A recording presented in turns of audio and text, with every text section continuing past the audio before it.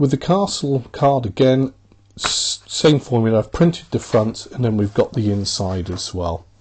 Okay, so the first elements I'm going to use are the castle itself, and I've gone ahead and pre-cut and scored everything on here, so you'll need to do the same.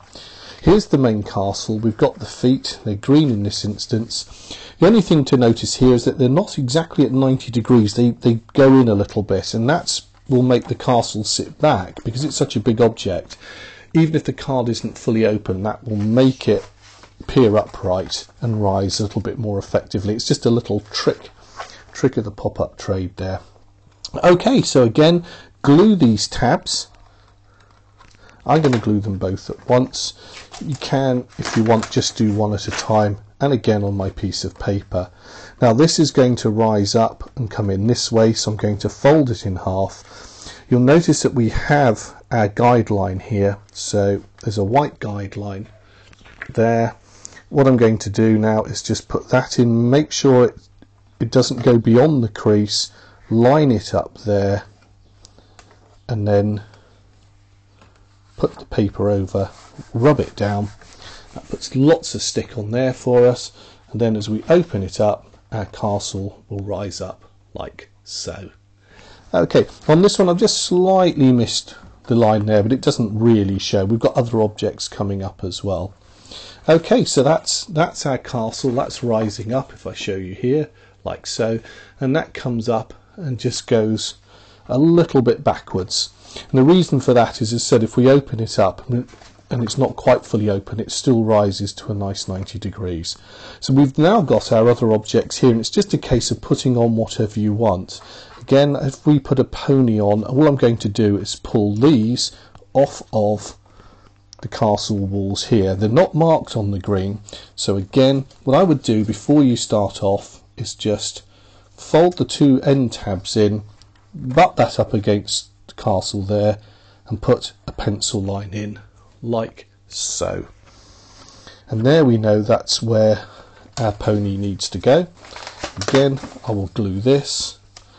I've cut this out pre-scored. It's only a little tab on this one, so lots of glue up to the edge. That comes forward and just sits at an angle just by eye really to the castle there, and that will rise nicely. And again, now my little tabs here will just need gluing on the end. Tab 1 and tab 2. Now the further up you place this, the better the lift, but obviously the more obvious it is as well. So it's really a compromise. I'm going to just go probably halfway there like so, and rest that down. That becomes flat. We can see the tab there. And now I'll just fold all of this down and in, and give it a good rub. And then as we open up, we can see it pulls the pony up as well. So that's the same technique which we can now use on the princess as well, and the other ponies. You can go ahead now and put the rest of those on. Incidentally, and it's mentioned at the beginning, I've just used the tabs that are here, but really you could use some clear acetate, and to be honest I think that's fantastic for this. You can use this as a guide to measure with, and then of course you won't see those tabs, but in all honesty as it rises and pulls up you tend not to see them anyway, as you can see from here. So I'll go on now and just do the same technique for the princess as well. As a very quick recap, I've marked off with this with my pencil, there's a pencil line there, and that kind of gives me the angle to put the princess here in this instance.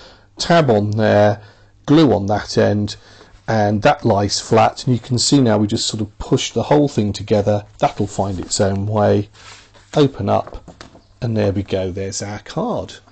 I think a great one for any little girl, this. I'm sure they'd be absolutely pleased to receive that. And we've got some added extras here as well. Again, we've got another pony, so you could actually take that pony off from this one, measure it up, and put this little lift mechanism, if you want to, off of there.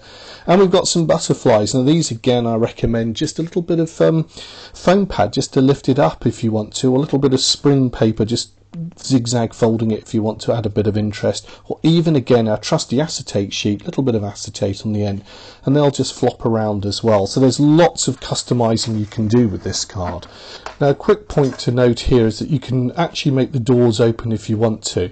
Now I cut these out afterwards, before you actually stick it all down. It just makes positioning a little bit easier. It's a little bit tricky. You just have to open the card, fold it back, perhaps put your cutting mat, just slip it in underneath or a piece of cardboard, and just carefully cut round through there.